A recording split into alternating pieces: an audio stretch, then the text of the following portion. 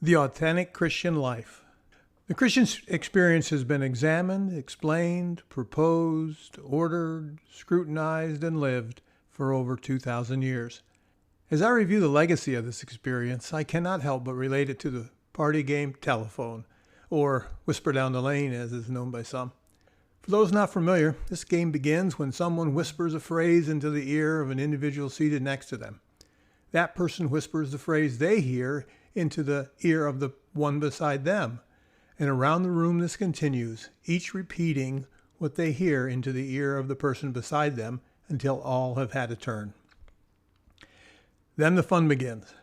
The original phrase is shared with the group. For instance, it may have been, "I love chocolates."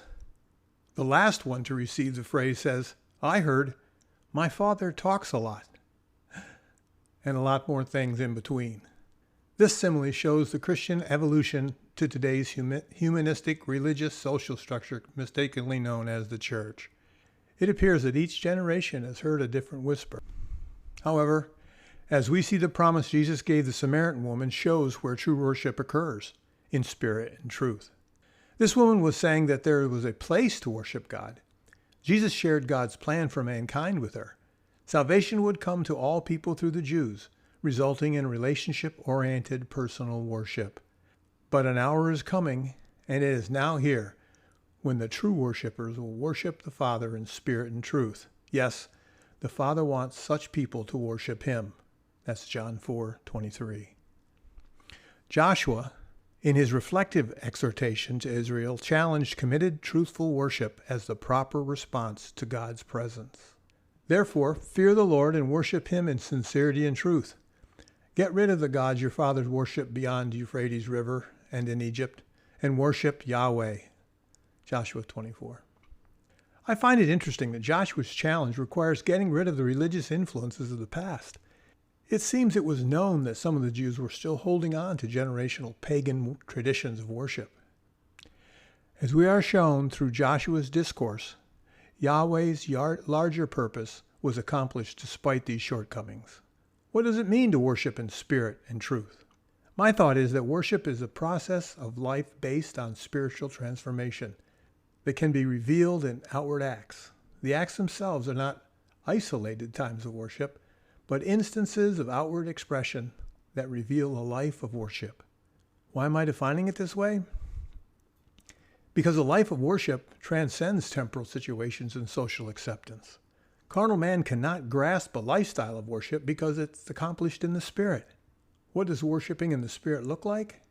The only one who can answer that question is the individual worshiper. For spiritual worship is God presence realized and is not concerned with appearance or expression. That is why corporate worship is not the main place where outward expressions are revealed. It should be, however, that when one does worship with other believers, they're really choosing to reveal their lifestyle.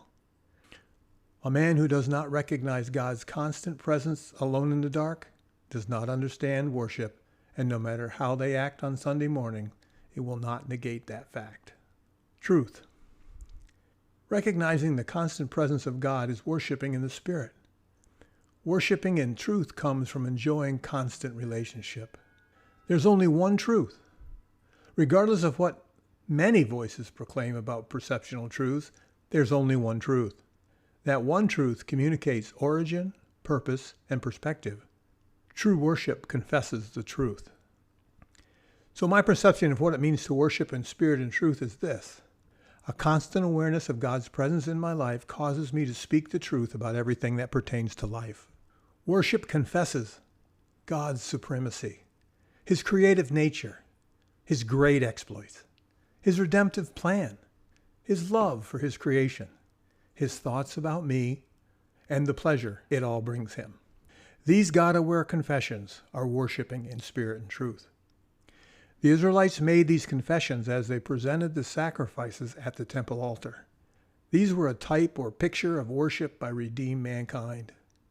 The how of spiritual life seems to have always been the question so many have sought the answers for. The seeking in itself is the great adventure we, as new creatures, should live in.